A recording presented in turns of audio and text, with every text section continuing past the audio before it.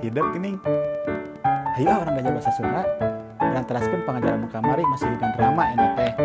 Ayeuna orang diajar ngeunaan kalimah langsung dan kalimah teu langsung. Kanggo langkung jentrena mangga ku hidup simak materi nu bakal dijentrekeun ku Bapak. Satu acanah urang ada sasarangan. Mudah-mudahan pengajaran urang ayeuna kenging hikmah sang rahmat ya Allah Subhanahu wa taala. Bismillahirrahmanirrahim. Allahumma ftah lana hikmataka wangsur alaina rahmataka ya dza jalali wal ikram. Amin. Wala hilap urang salena syukuran ka Allah Subhanahu wa taala. Masih kene dipaberian kesehatan, kegiatan, masih kene orang biasa ngiring sasarangan diajar, sok sanaos masih kondisi daring. Tapi ulah ngurangan semangat urang karena diajar. Umatnya salena mata pelajaran ku hidup laksanakeun kalayan sumaha. Kurang urang diajar, simak materina, tidak mah tugas onena. Ayo.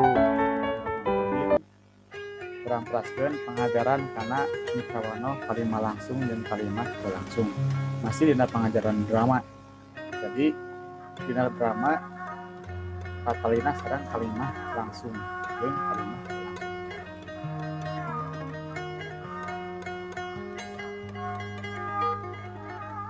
Dina naskah drama mah omongan teh kareana dipetikeun dina kalimah langsung. Nyata kalimah anu nuduhkeun ucapan langsung. Biasana mangrupa cutatan nu dibuat pesanan ku lentong atawa tanda baca. Ajakan dina drama mah kalimahna dibuat pesanan ku lentong jeung tanda baca. Aya sawatara syarat dina nuliskeun kalimah langsung diantarana nyata kahiji pikeun misahkeun cutatan langsung dina bagian segen dina kalimah ditandaan ku tanda baca koma. Nah, contohna Ahmad nyarita iraha rek latihan drama teh enggak. Yang kedua pikeun pananda cutatan langsung digunakeun kekenteng. Nah, kekenteng teh pamili bahasa Indonesia mah nyata tanda petik tanda kutip anu ngahapit cutatan langsung. Duanana ditulis satahap luhureun jajaran.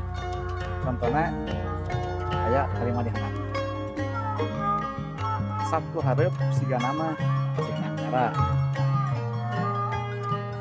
Katiluna tanda baca pananda tungtung kalimah seperti titik, tanda tanya, jeung tanda penyeluk.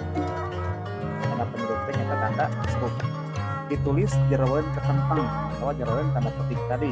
Upamana eta kalimat teh rengse dina bagian cutatan langsung.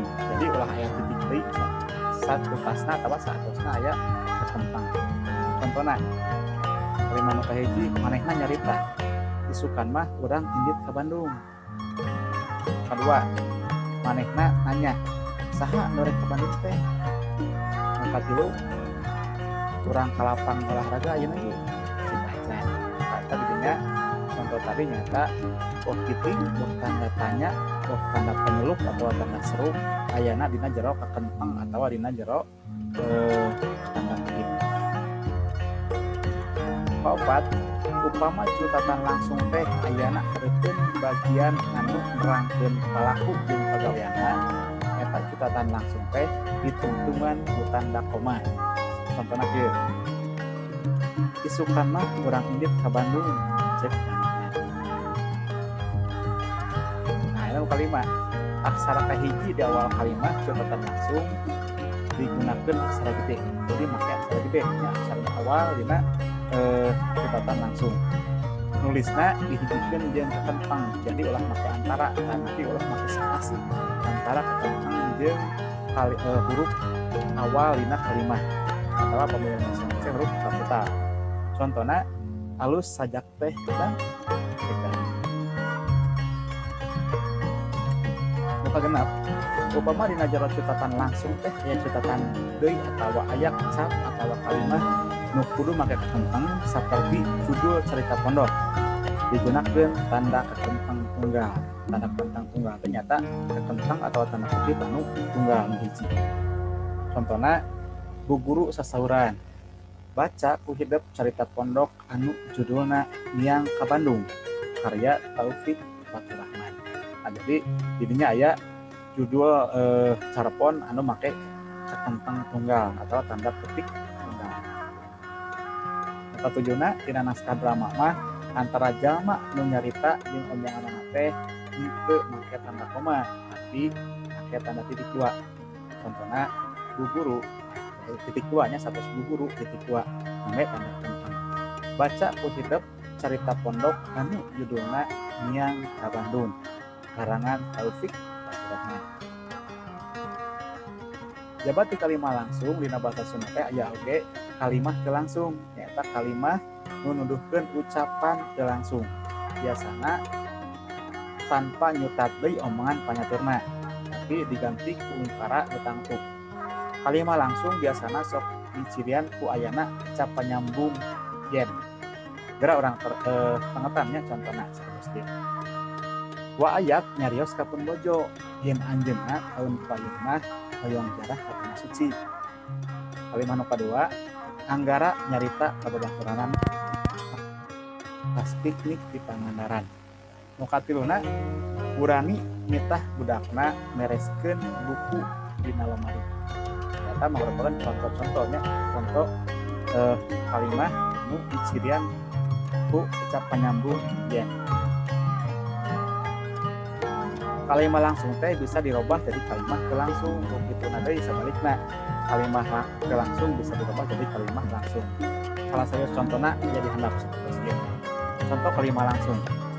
Buka buku kaca 80 surat buku dirubah ayeuna jadi kalimah teu langsung.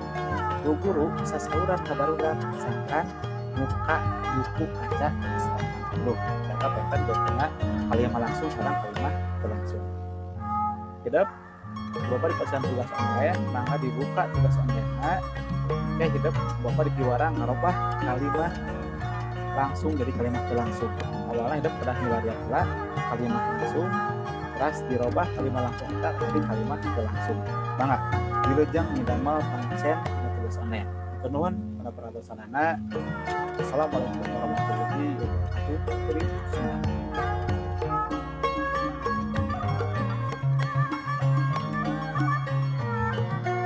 Eta gini nya terus dibahas ku hidup, terus disimak, terus diregepkeun materi ngeunaan kalimah langsung jeung kalimah teu langsung. Mudah-mudahan hidup paham. Pami anu teu paham tiasa komentarnya haruskeun mangga. Pami misalkeun di kolom komentar mangga hidup tiasa komen dina forum diskusi SSA. Hatur nuhun kana perhatianna, mudah-mudahan sok sakedik nambi ilmu pangawuruh pangawurang sareng.